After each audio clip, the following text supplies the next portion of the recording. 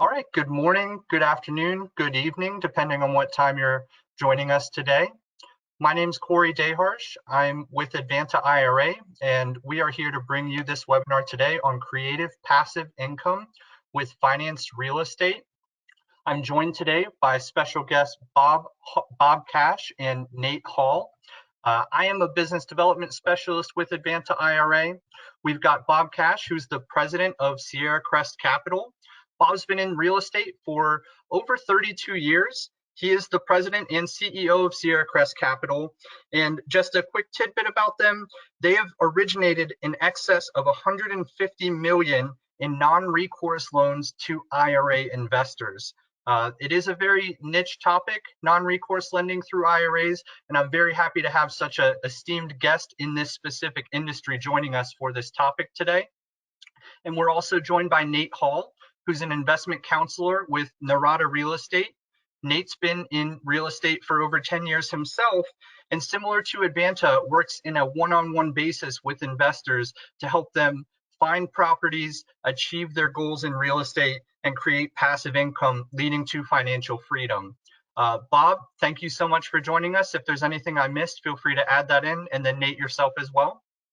No, Corey, thanks for having us. We appreciate it. We look forward to educating your audience on what we do with non-recourse IRA financing.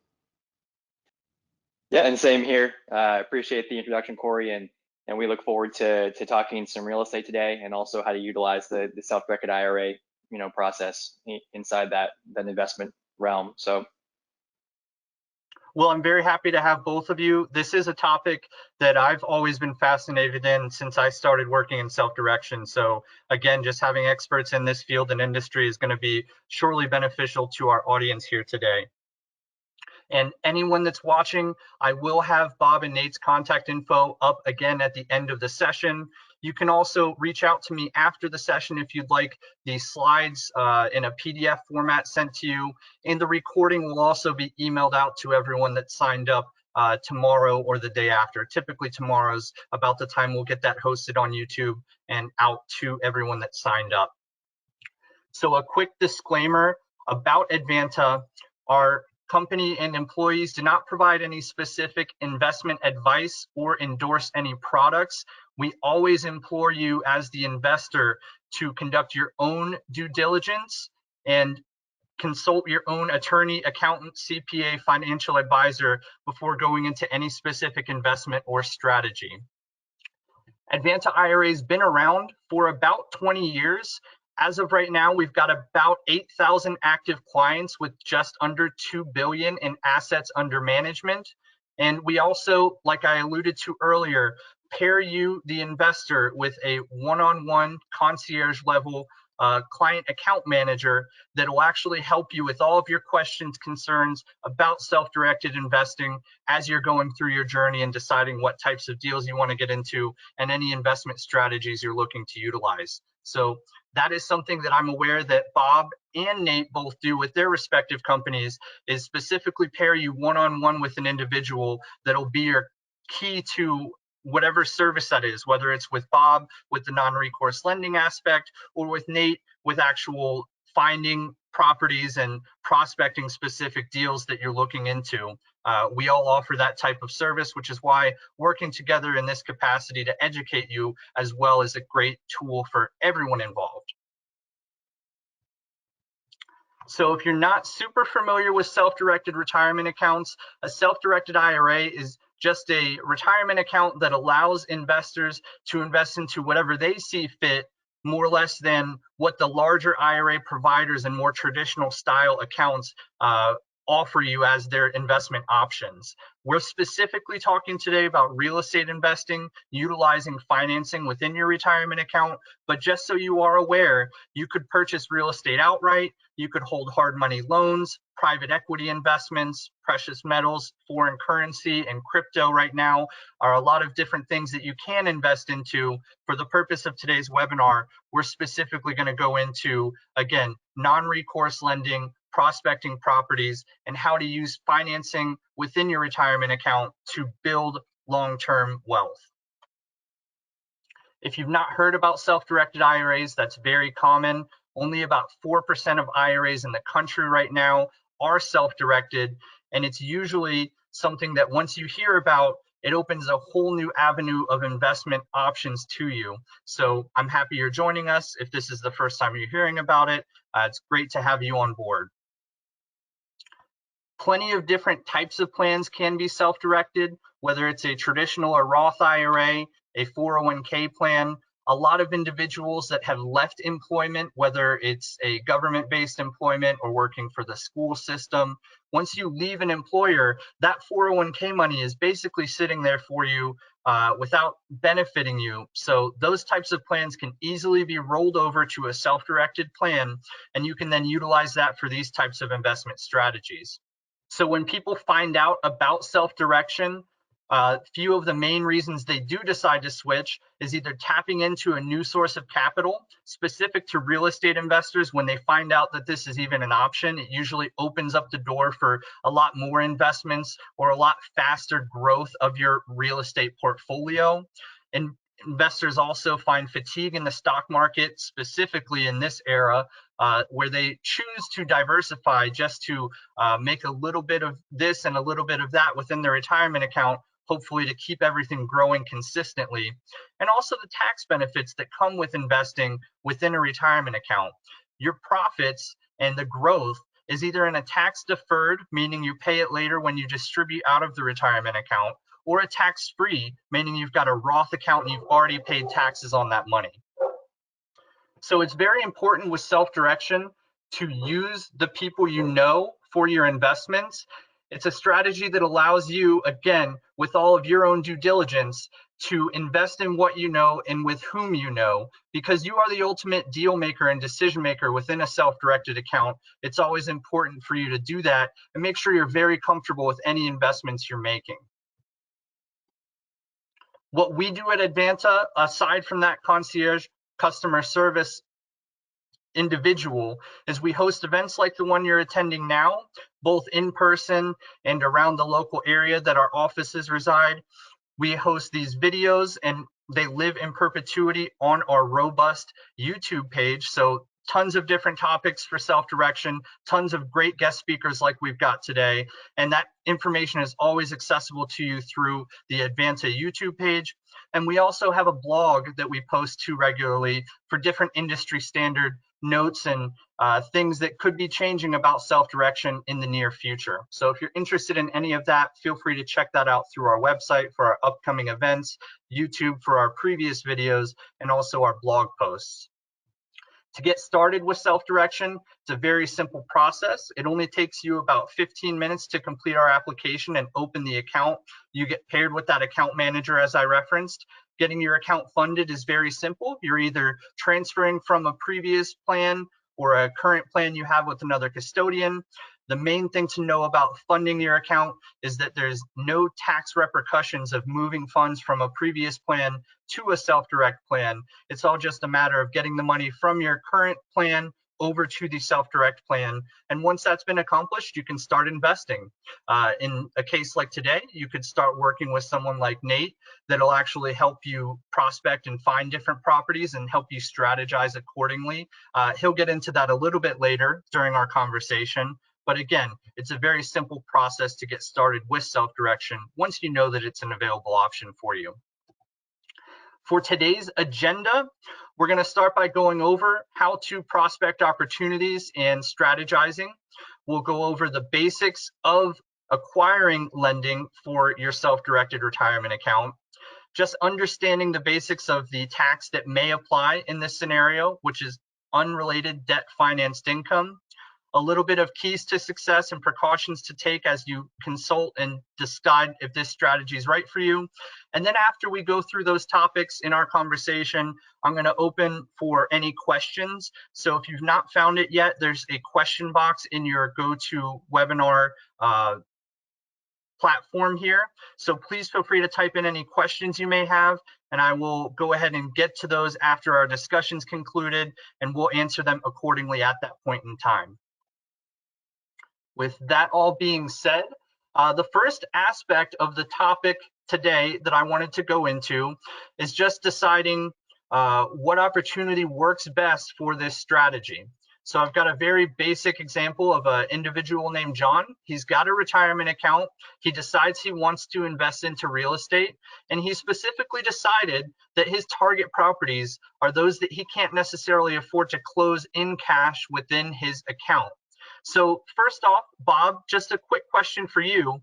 In this scenario, do you think John should reach out to consult a lender, someone as yourself, or actually start looking for the deal first? And then after that, Nate, if you'd like to go ahead and provide some insight into your side of it, what does the process look like when someone like John is working with an investment counselor like you and trying to purchase real estate within the retirement account utilizing financing? Excellent. Well, thanks, Corey. We appreciate that information. And because we want to keep this education based, and what we try to do is when we meet with clients for the first time, it is really a consultation, and we can kind of prepare that roadmap for you that enables you to better understand the steps involved in making that happen. So if you're an investor looking to do what John's trying to do, it's always a good idea to educate yourself as to what your options and your opportunities are. So we would encourage them to reach out to us, explain to him what his needs are, explain to us what his desired results are, and then give us an opportunity to be able to explain to him what our program can do for him and be able to put him on that path towards making that happen. But we would certainly want to have him contact us first. It's always easier to be out in front of this thing than it is for us to be playing catch up. If John brought us a deal that says, hey, look, I've already got this deal under contract and it doesn't work, now he's pivoting away from something that he could have made work had he contacted us first. I'll go ahead here, guys. And yeah, and guys, this is Nate, and Corey, thank you again for the introduction. I'll couch on top of what Bob just said. When someone comes to me at Norada to look, and is looking to invest in rental real estate, the first part of the process is really understanding the goal of the investor, right? So I get clients all over the map. Sometimes they found a piece of real estate. Sometimes they've already self-directed. Sometimes they're looking to self-direct inside of a retirement account, and they're considering using non-recourse financing. So there's really a two-part process I take any client through, right? The first job that I work on with a client is to actually put myself in their shoes and develop a strategy around the acquisition of the asset, right? It's not just about buying a rental property. That comes down the road. So I'm going to put myself in your shoes and figure out, does non-recourse financing make sense for you? Do we need to consult, Bob on this as well? And if it does, we build a strategy around acquiring the asset. And down the road, we actually invest in the rental property itself. So there's two parts that we do. It's the education piece for you as the investor, and then it's actually implementing that plan that we create in a specific rental market. So maybe it will be Memphis, Tennessee, or Kansas City, Missouri, wherever that might look like for you guys. But really, first and foremost, our job is to understand your goals, and find the right fit for you, because non-recourse financing is not for every investor, right? That's a great point, Nate. And something else I know I've heard you speak extensively about is it may be different even depending on your age. When you're talking about investing within these retirement accounts, it makes sense a little bit differently for someone that's in their 40s maybe to utilize non-recourse financing than someone that may be closer to the required minimum distribution age. Would you like to just touch on that a little bit from a very simplistic standpoint? Yeah, absolutely, I will. And I'm going to reiterate something that you said, Corey. I can't be your fiduciary, right? When client comes to me and wants to talk real estate, certainly we talk numbers, we talk about utilizing, self-directed IRAs and investing. But I do recommend you guys consult your CPA, your advisor, on this. But with that said, I have a lot of experience with clients from every walk of life, every age group. Sometimes I'm working with someone who's 35 that's had an IRA since they were 21. Sometimes I'm working with an investor who's 65, and they've been investing in an IRA for 40 years. So there is, a difference in strategy and acquisition when it comes to real estate. As Corey mentioned, someone who's 65 has to start taking required minimum distributions at age 72. So the goal inside real estate, if you're using financing, the goal would be to have that property paid off by the time you have to take required minimum distributions, so you can cover the actual tax piece. right? If you're young and you're 35, 40, even 50 years old, you can take advantage a lot more of financing inside the retirement account, right? You can take $100,000, $200,000 and buy multiple assets instead of one outright in cash. And this is something we dive much more in depth when we have a one-on-one session together. But that's a great point, Corey. Thanks for bringing that up. Yeah, of course. And from the aspect of prospecting opportunities, Bob, is there anything else from your side that an investor should be aware of as they're entering that initial prospecting phase? I know I have heard you guys speak specifically on having, for every property potentially, and I may be a little bit off key here, but for every property that you're utilizing financing for, it benefits your overall structure to also have a property owned outright within the retirement account, as to cut down the liability if that leveraged property has some sort of income outage where the cash flow slows down or stops for any specific reason. And that is a key point to bring up in a time like this where COVID's hopefully going away, but the market has a little bit of instability. Absolutely, and that's one of the things that we try to advise our clients on, is to be able to focus on the strategy, to be able to say, look, how do you weather the storms? Because there's going to be storms with real estate. There always is, there always will, especially rental real estate. You're not going to have 100% vacancy from now until the end of time. You're going to have vacancies. You're going to have tenants that are going to be less than desirable. You're going to have situations that create that angst or anxiety. It's just nature of the beast. It is what it is. It's kind of what people like about it, is the fact that there's risk reward, and the reward offsets the risk to be able to make that happen. What we really want to do is we want to prepare you for that situation.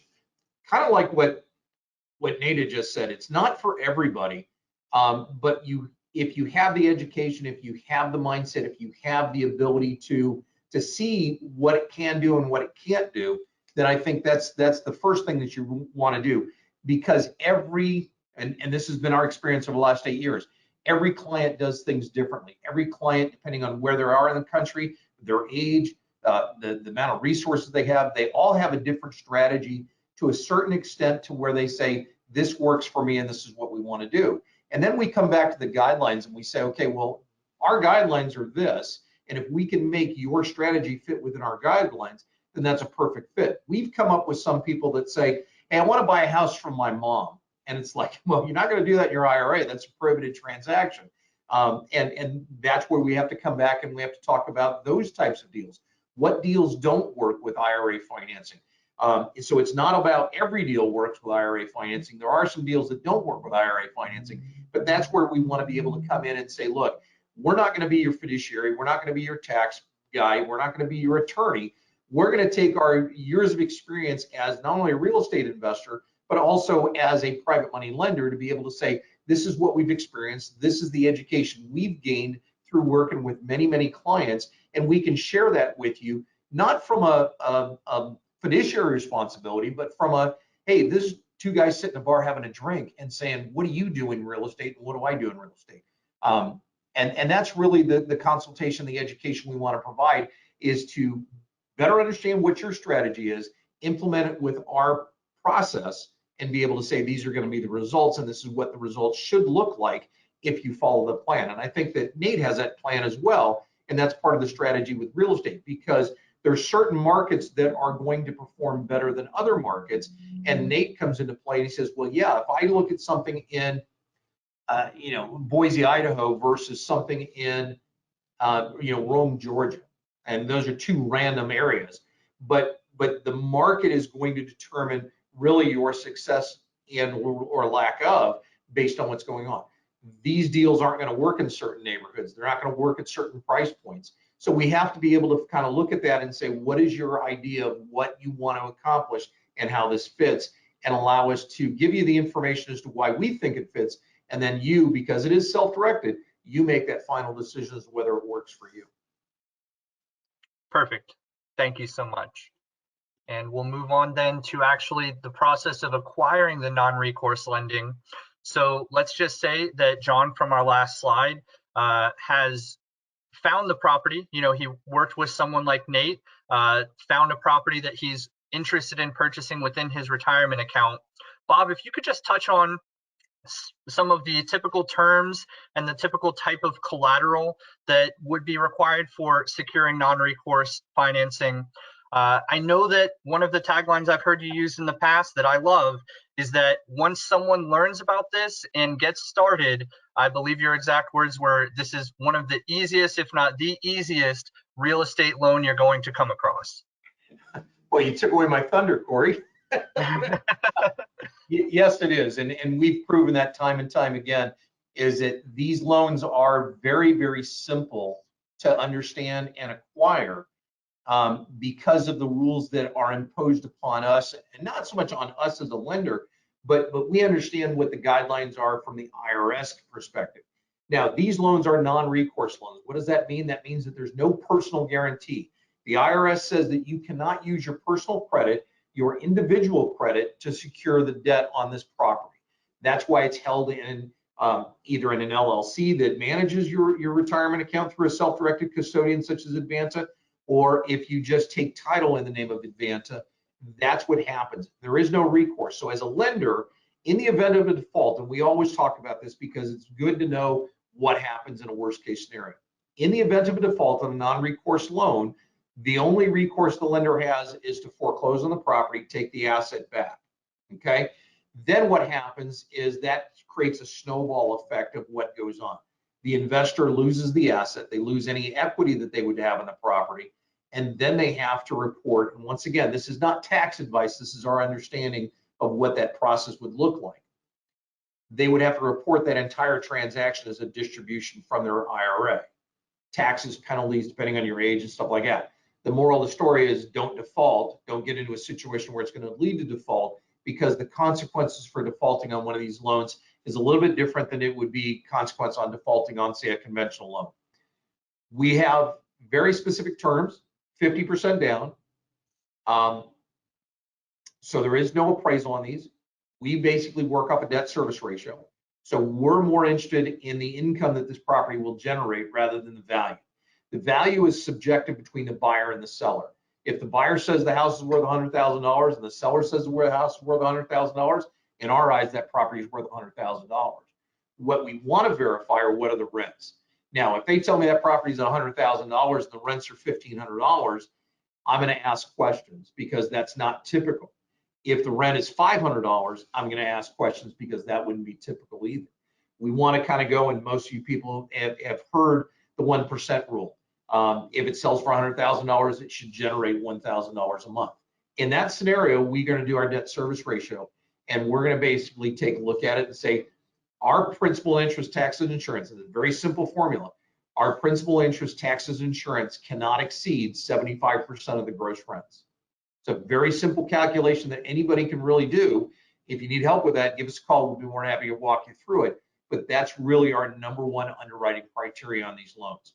We want to take a look at the location. We want to take a look at the condition of the property. We want to talk about property management. We want to know who the player is behind it. If you're buying this property off of MLS and there's no property management behind it, then that's a different conversation we have to have. If you're working with a well-known turnkey provider and they have property management in-house, then we want to know about that. We want to basically understand, is it somebody we've done business with in the past?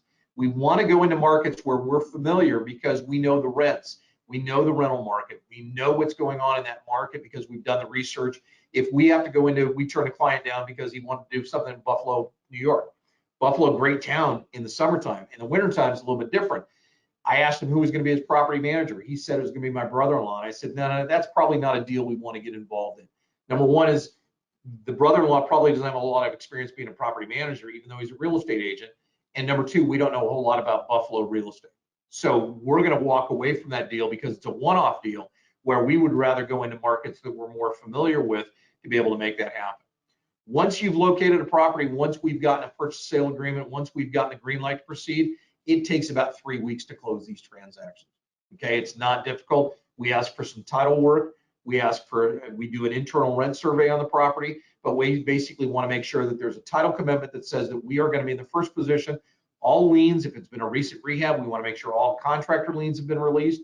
There are no trailing aspects. Once you close on that deal, that property belongs to you. We have a first lien, and we're ready to go forward in that situation. So now what we're going to do is, looking at the bottom part, purchase the property and borrowing and the note of receipt is two separate investments made by the retirement account.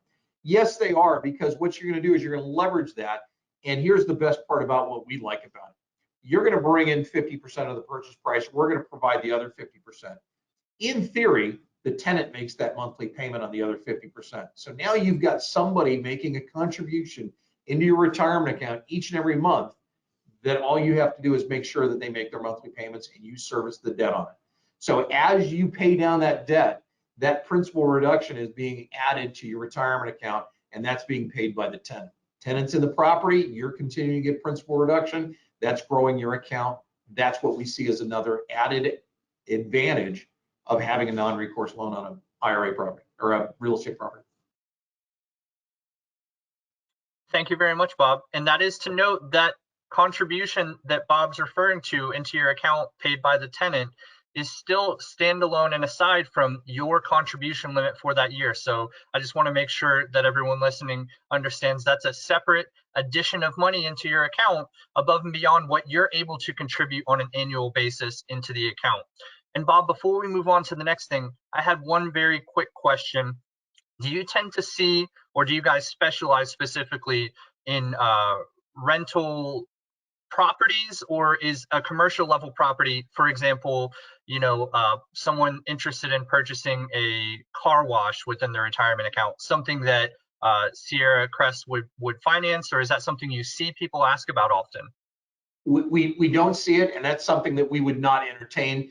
And the reason we wouldn't entertain is because the debt service ratio is not conducive to that, because it just wouldn't work in our environment for a number of different reasons that I really won't go into. But our focus is really on small balance real estate, that stuff that's going to go from $75,000 in certain markets all the way up to $250,000, $300,000.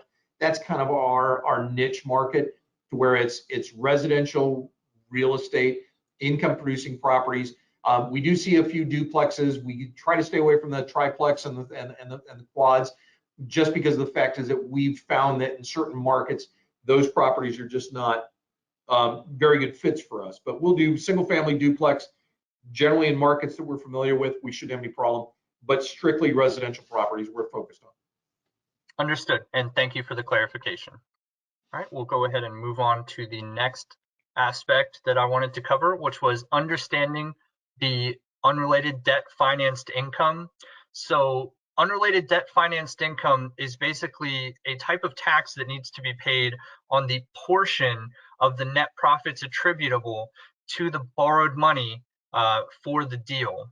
I wanted to go into how this relates to an IRA investment and how best to prepare. I know in our preparation call, Nate, you had some great tidbits and just words from your side of the table that it's not necessarily something that investors should be afraid of or shy away from when thinking about UDFI. It's more or less just something to be aware of. Obviously, speak with their appropriate CPA or tax professional. But from your side of it, Nate, how do you typically see investors deal with this aspect of the non-recourse investing?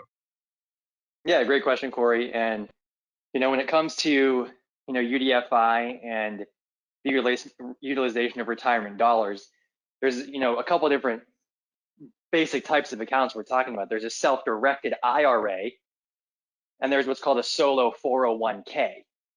All right, and just for our listeners out there, a self-directed IRA is subject to UDFI tax, right? So, if you're creating income every month on a property that you financed, right, a portion of that income from the financed property is subject to this unrelated debt financed income tax in a self-directed IRA, okay?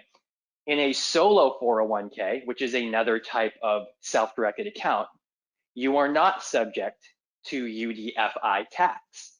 So if I'm working with a client that has not yet self-directed retirement dollars and they are thinking about buying investment real estate, well, the first thing I'm going to do is say, hey, let's talk to Advanta IRA and talk about what the best options for you would be in terms of self-direction. Do you want a self-directed IRA or do you want a solo 401k. If you're really going to be doing a large real estate purchase or build a portfolio inside of a retirement account, I'm always a big proponent of a solo 401k because you're not subject to that UDFI tax. And that's if we're going to be financing real estate. Okay? If I have a client that comes to me and says, hey, I really just want to roll, a few $100,000 over and I want to buy outright in cash and I want to start taking distributions and live off that income, then a self-directed IRA, in my opinion, is fine, right? Now, if you simply just want to do a self-directed IRA and you're okay paying the UDFI tax, again, I encourage you to get with your CPA and figure out what your specific tax rate would be. And a lot of times what investors do, if they do use the self-directed IRA and they're buying investment real estate, is they might have that extra cash purchase inside of there, right, to help offset paying some of those taxes. So there are certain things we can do to mitigate that risk of paying UDFI. And I just have to say for a second here, I love this stuff because a lot of investors do not know that you can buy a piece of real estate inside of a retirement account. I mean, this is kind of cool that we're sitting here talking about something that the majority of investors don't know you can do, right? Diversify into real estate with retirement dollars. So I think that's really cool.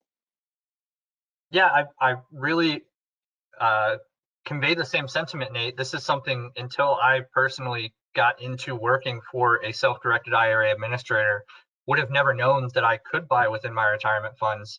And something else that you mentioned that I wanted to reiterate and point out is the difference between that self-directed IRA versus the solo K plan relative to being subject to this type of tax. Another benefit for those considering or not sure which type of account to set up, and this is something that someone like myself from Advanta as a business development specialist would have in the initial conversation, is also the initial contribution limit and annual contribution limit for the solo K plan is significantly higher than that of a IRA account. So if you're a sole proprietor or entrepreneur and you're looking to get started and looking to get into real estate and build your balance as fast as you can, utilizing the solo K plan is a really great way to get your account funded quickly and then also turn around and utilize financing to purchase potentially your first piece of real estate within your retirement account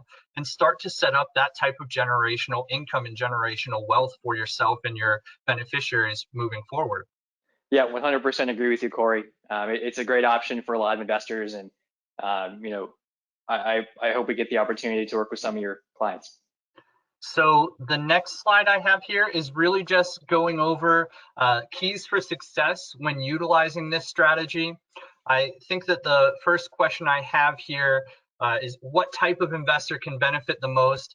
I don't necessarily think there's a specific type, and we went over earlier as well what ages and what type of thing, for what age bracket you're in and what your investment goals are for your portfolio. Bob, do you specifically see on average, a certain demographic of investors that come to you for this deal, or is it a wide range of individuals looking to get into non-recourse within their retirement accounts?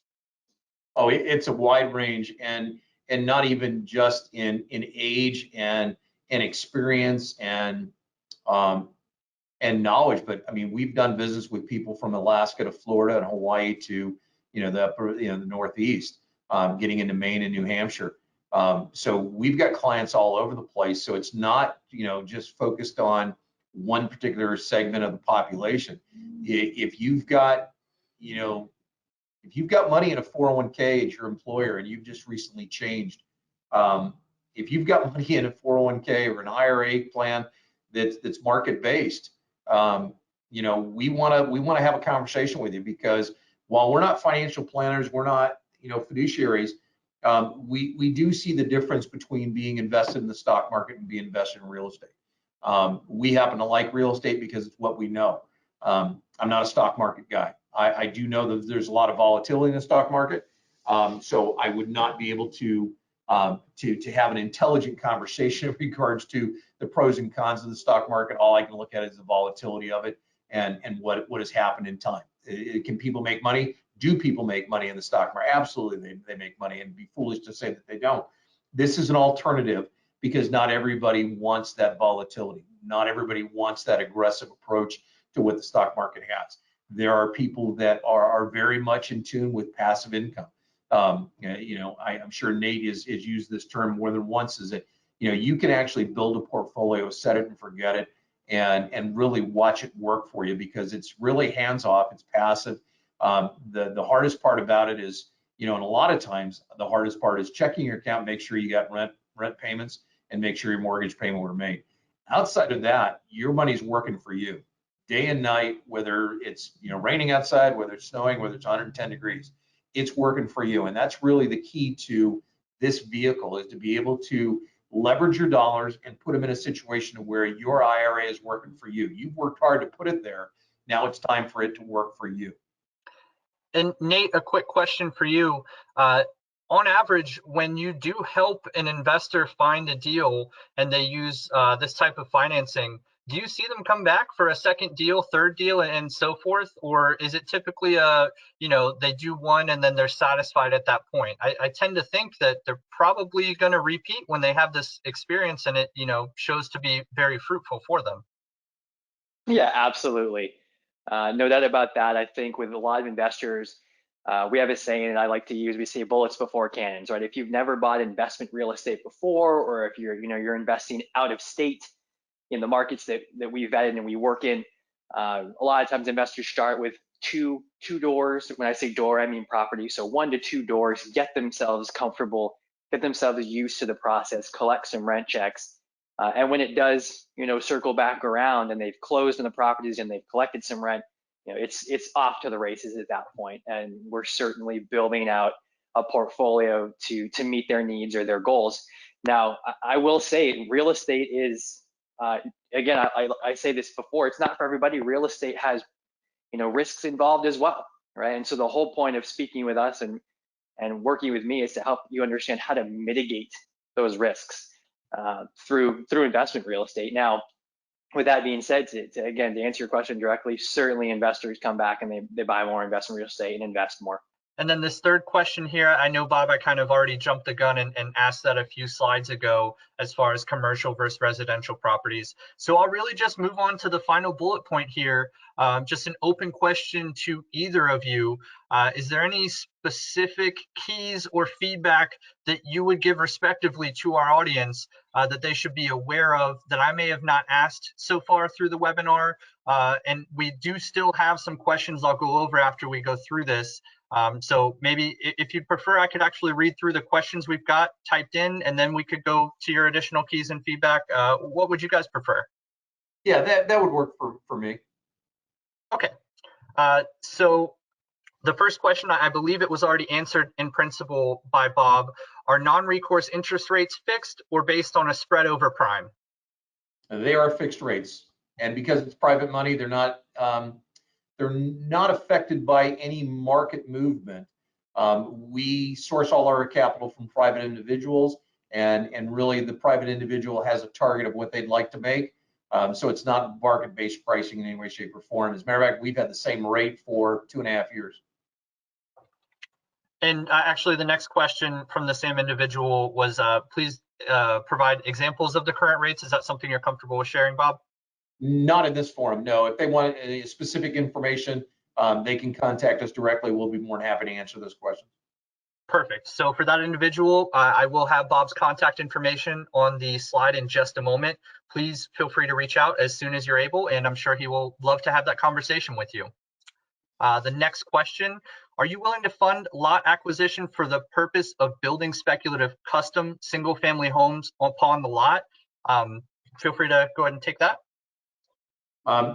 That would not work in our current underwriting strategy because the lot itself is not generating income.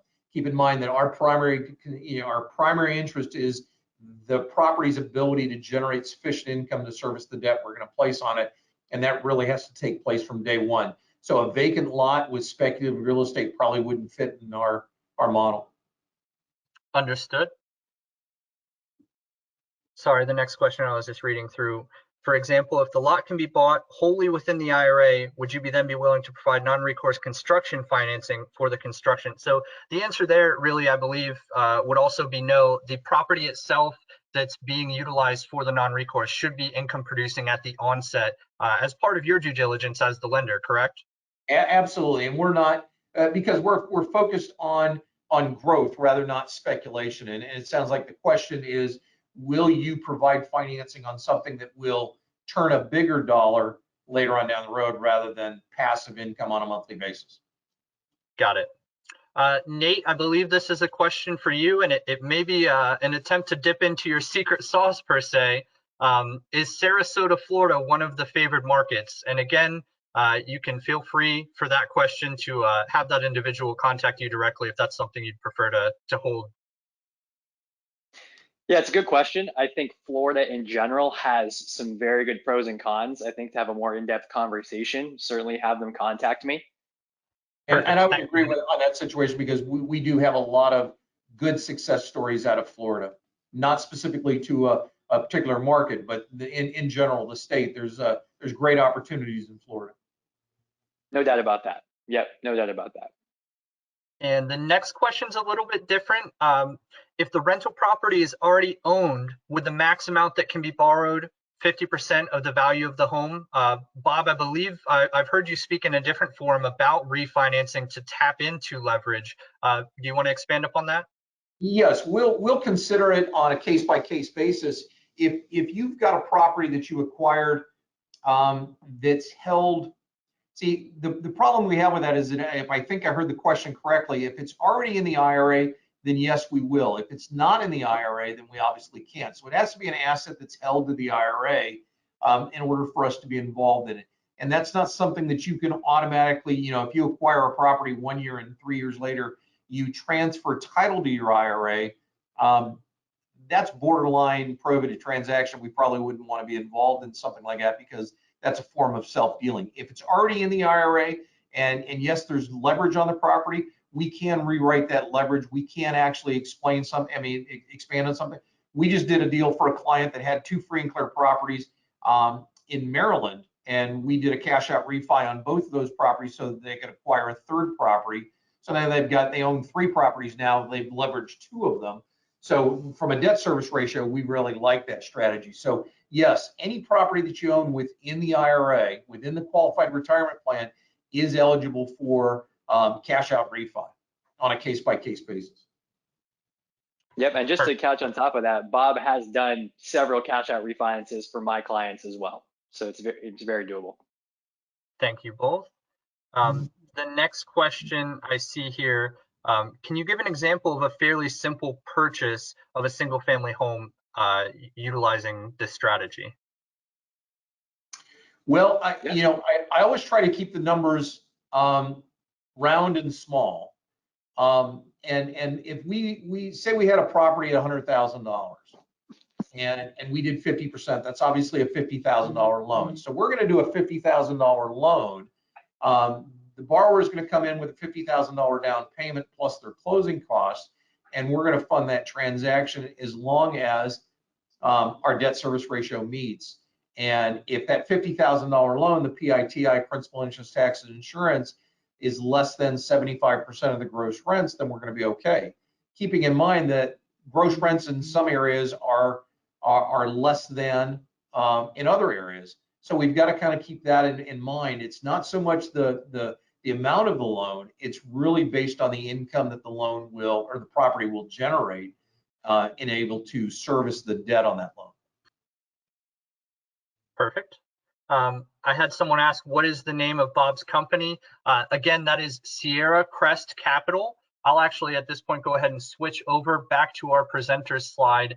So again, for those of you that had asked questions specific to Bob and Nate, please take down their contact information and reach out to them accordingly relative to the respective services that they offer and provide. I'm very thankful for them to join me. And again, they both, through their companies respectively, offer that one-on-one service with you. So you would be able to have a conversation with them or their respective colleagues on a one-on-one basis to get to know what your needs are and what your goals are, and they will work with you to help you attain those goals.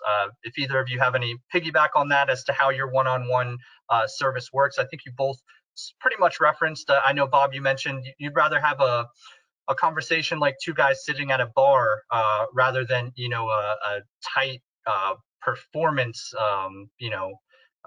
analysis with someone. Would you both like to expand on that? Well, yeah, and one of the things that Nate would agree with, he made mention that we've done business many times, and Nate and I, we go back probably about 6 years, and we've worked on hundreds of transactions together.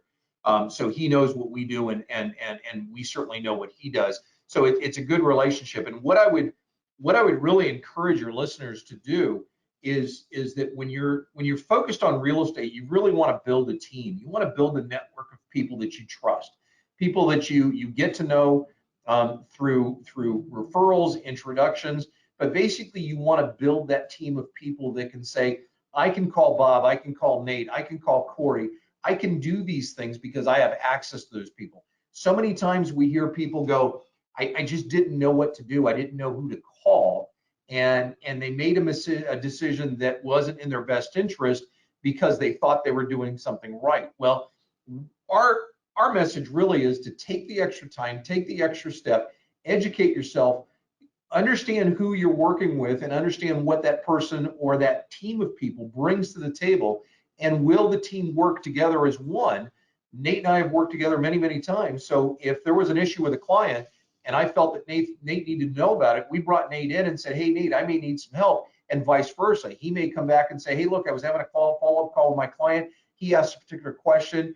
Can we reach out to the client? We can have that call. So when you have that team, you have that network of people in your corner, it makes this real estate investing game go a lot easier, and you can knock down those barriers and you can walk over them rather than have to climb over them and jump over them. So we do tend to take on stuff without asking questions, and people are always, you ask some people what their biggest fear is. They don't want to ask too many questions because they don't want to make it look like they don't know what they're doing, or they think that if they don't know what they're doing, or if the impression is they don't know what they're doing, that people are going to take advantage of them. I can assure you that Nate and I, we're going to take the time to be able to, I hope I'm not speaking out of turn, Nate, but I think you'll agree with me. We're going to take the time to make sure you have all the information that you need in order to make that knowledgeable, informed decision going forward. We're not here to take anybody's money. We're here to make sure that you have all the information first before we ask you to do anything, to sign anything. We want to spend as much time as we need to make sure you have that. We've spent hours with people, and to be able to say what's going on. Is it frustrating at times? Yes, it can be, because some people just don't get it. And they have to realize that if you don't get it, you don't get it. There's nothing I can tell you that's going to make that magic sauce come out. But at the end of the day, you really want to build that team. You want to build that network. You want to have those resources available to you so that you can rely on professionals that know what they're doing. It's one of the reasons why people in the stock market have a financial advisor. They have money market. They've got money managers. They've got people that are going to direct them in that situation. In this environment, we can provide that knowledge, that resource to go in that direction. With or without any business, we're a valuable resource. Take advantage of it. Yeah, and Bob, I'll chime in here as well. And what's interesting right now is that you're talking about team, we're discussing team, and right now this is a small team. We have Advanta IRA, a custodian. We have Bob Cash, a lender. There's Nate Hall, an investment counselor in regards to rental real estate, right? This is how it's all positioned, right? And so, my job with any investor I'm working with or with a client I'm working with is not just to push real estate upon you. The real estate part is the easy part, right? If you guys want to invest in investment real estate, you can do that anywhere. Somebody asked a question earlier about Sarasota, Florida. Again, Florida is a great market. What I'd like to do is sit down and have an in-depth discussion on not just marketplace and property, right? Because it can be done anywhere. It's really more about the investment strategy and the plan and the education behind what you're doing, right? A lot of people have bought investment real estate and had success. Some people have invested in real estate and been burned. So at this, what's more important to me than just the real estate aspect is the plan, is the strategy, is the education behind what your capital is actually doing, what your team's doing for you. So when I sit down and I work with investors, first and foremost, it is about what can we plan together to make this successful for you. Secondarily is the real estate. I think a lot of people have it wrong, and they think property first, ROI first, market first, before they even talk about strategy and plan, right? And so before we even get into marketplace and investing in rental properties, which is kind of the easy part because those are available all over the country, let's talk about plan and acquisition and building your team. Make sense? I believe so on my end. So I just wanted to make sure I'm being respectful of everyone's time. There's about 3 or 4 final questions that I'm going to go through, and then from there we'll pretty much wrap up. The first one that I'd like to touch base on: are you restricted to certain properties, as in having to be in like an A class or a B class area? Bob, I believe your strategy is more or less what that property produces on an income basis.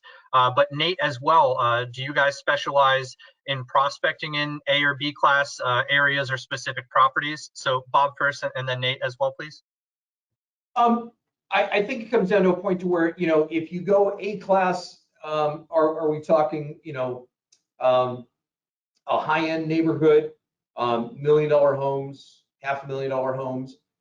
No, that's really not our market. Keep in mind that we're small balance real estate. So small balance real estate is really going to go into those areas where it's the Midwest, the Southeast, and you're going to go into B- C+ neighborhoods.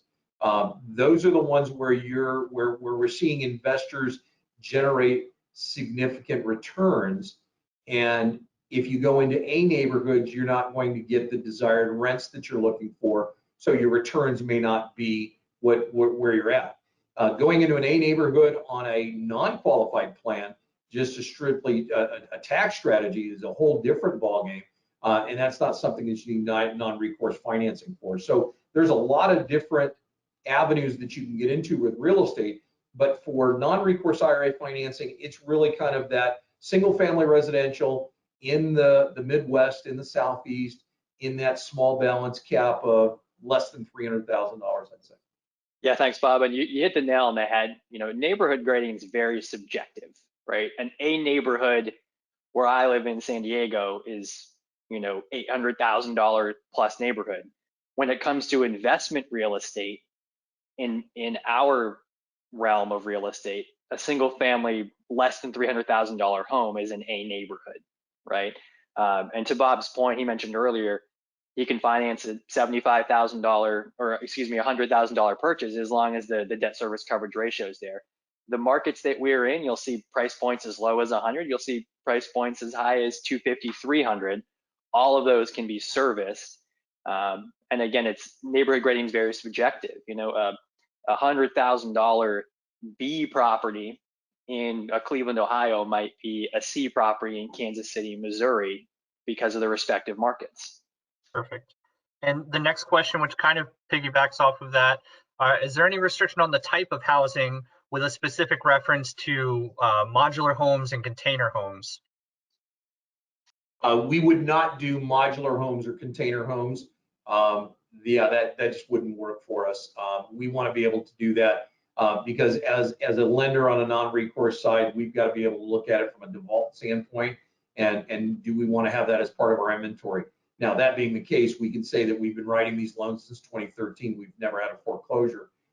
So it's not so much that, it's just that we don't think that those are niche type properties in urban areas, downtown urban areas, that would kind of offset some of the high density housing situations we're at. But we've not come across anything like that. Not to say that we wouldn't consider it, but it's not something that's on our radar right now. Understood. The next question is actually one I can answer. Can the tax be paid outside of the IRA by the IRA owner directly, or must it come from within the assets of the IRA? The answer is that must come from within the IRA account. All expenses and income generated by the IRA-owned property have to flow back in and out of the IRA. So that is the full answer to that question. Let's see. I see a bunch of questions asking about the typical rates for these loans. And again, I'll reiterate, if you're interested in the specific rates or learning more about non-recourse financing, please take down Bob's contact information here on the screen and reach out accordingly. And he will be very happy to answer those questions and help you along with his team in getting more information about the rates and how to get started with a non-recourse loan. Corey, can I add something else in regards to rates? Please. You know, anybody that's asking about rates right now, keep in mind that this is a webinar that Corey has told us is going to go on their YouTube channel for eternity. And if I mentioned a rate today and somebody looked at this 3 years from now and say, well, wait a minute, you quoted a rate online, it would be irresponsible of me to quote a rate today.